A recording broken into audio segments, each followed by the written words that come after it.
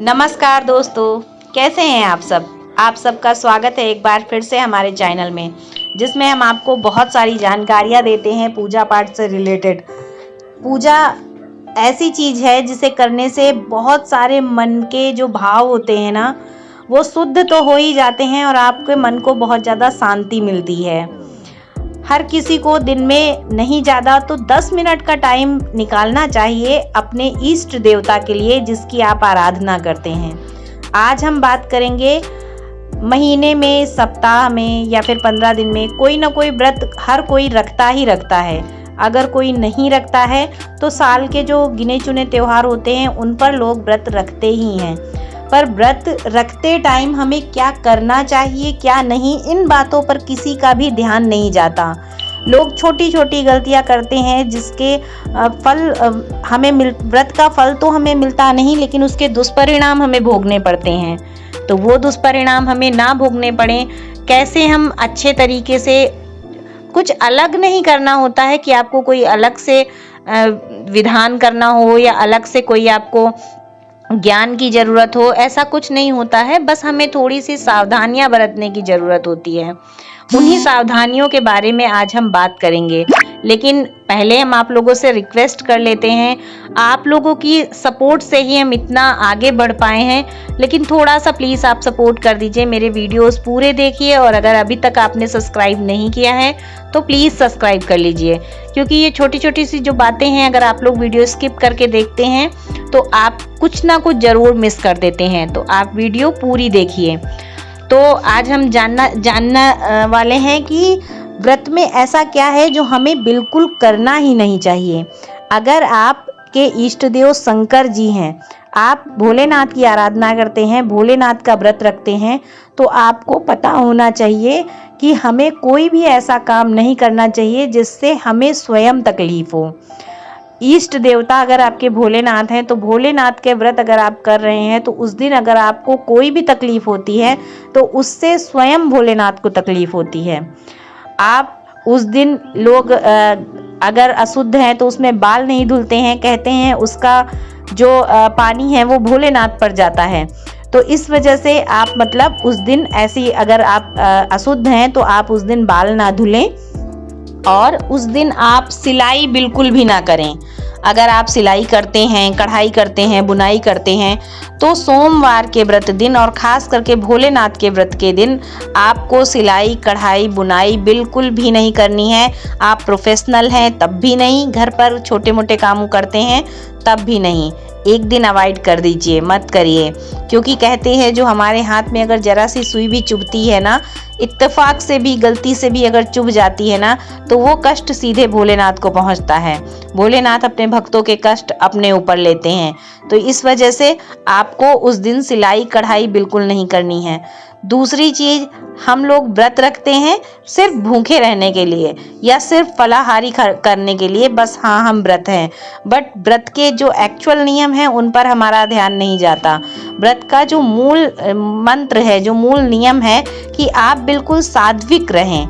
आप ऐसा कुछ तला भुना, मतलब टेस्ट के लिए, एक दिन व्रत में भी आप लोग टेस्ट ढूंढते रहते हैं कि नमक नहीं है इसमें, चटपटा नहीं कुछ खाया, ऐसा आपको नहीं करना है।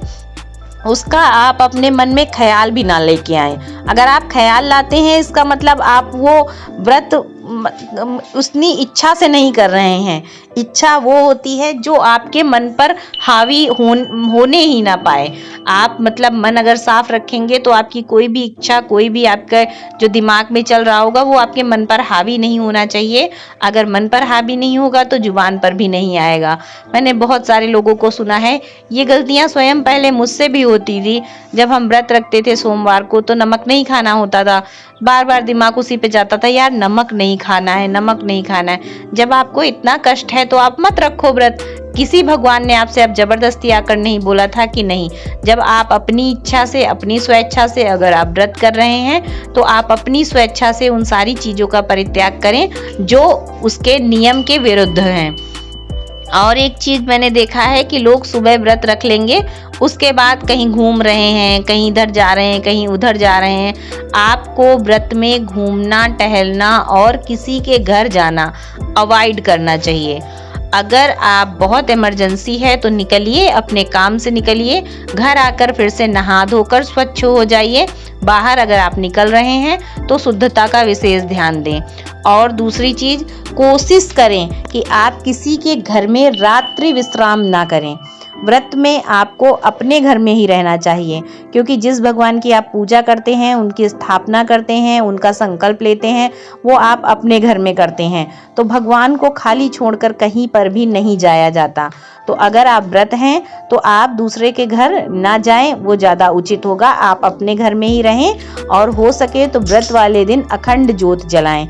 अखंड ज्योत जलाकर आप अपने मन की इच्छाएं व्यक्त कर सकते हैं और वह ज्योत का ख्याल रखिए। उसी ज्योत के सामने बैठकर, जब भी आपको टाइम मिले, आप घर के काम भी करिए, आप उस ज्योत के सामने बैठकर भगवान की आराधना करें, सच्चे दिल से भगवान का ध्यान करें। व्रत सिर्फ नाम के लिए नहीं रखा जाता, व्रत भगवान को पूर्णतः समर्पित हो जाओ, ऐसा व्रत रखो। और मैंने बहुत सारे लोगों को देखा है, कई बार ये गलतियां मुझसे भी हुई हैं कि लोग व्रत रखते हैं, निर्जला व्रत है या फिर ऐसे व्रत है, लेकिन रूटीन अपना डेली वाला रखते हैं। 1 बजे नहा रहे हैं, 2 बजे नहा रहे हैं, 10 बजे नहा रहे हैं। अरे 10 बजे आप अगर डेली नहाते हो तो 10 बजे की तरह तो आपका दिन वैसे भी चल रहा है। व्रत आपका स्टार्ट कैसे हुआ? व्रत स्टार्ट करने के लिए आपको सुबह जल्दी उठकर स्नान कर सबसे पहले सूर्योदय से पहले जल भगवान सूर्यदेव को समर्पित करके व्रत का संकल्प लेना होता है। जब तक आप व्रत का संकल्प नहीं लेते हो तब तक आपका व्रत आरंभ नहीं होता है। इसलिए ध्यान रखिए। बहुत लोगों को मैंने ये चीज़ देखी है ये गलतियां करते हुए कि करवा चौथ का भी व्रत है यार, पानी नहीं पीना है, 12-1 बजे तक नहाएंगे, उसके बाद थोड़ा सा काम कर लेंगे, तैयारी करते करते 4-5 बज जाएंगे, फिर खाना वाना बनाएंगे, चंद्रमा निकलने का टाइम हो जाएगा। ये बहुत ज़्यादा गलत है। अगर आप 4 बजे नहा रहे हो या 12-1 बजे नहा रहे हो तो 12-1 बजे तक का जो टाइम है वो रूटीन तो आपके डेली रूटीन के हिसाब से ही फिक्स हो गया। आपने व्रत रखा है, ये भगवान को जब तक आप जताओगे नहीं, जब तक आप करोगे नहीं, तो ऐसे भी अगर आप नहाए बिना खाना नहीं खाते हो तो 12-1 बजे तक आप ऐसे भी खाना नहीं खा रहे हो और वैसे भी खाना नहीं खा रहे हो, तो फिर कैसे पता चलेगा कि आपका व्रत है? इसलिए आप सबसे पहले उठकर अपने घर के जो झाड़ू पोछा का काम है, स्नान आदि करके झाड़ू पोछा करके आप सबसे पहले सूर्य को अगर जल देते हैं, देना ही चाहिए, अगर नहीं भी देते हैं तो ये बहुत अच्छी आदत है, आप सूर्य को जल दें और उसके बाद व्रत का संकल्प करें। बिना व्रत का संकल्प किए आपका कोई भी व्रत आरंभ नहीं होता है।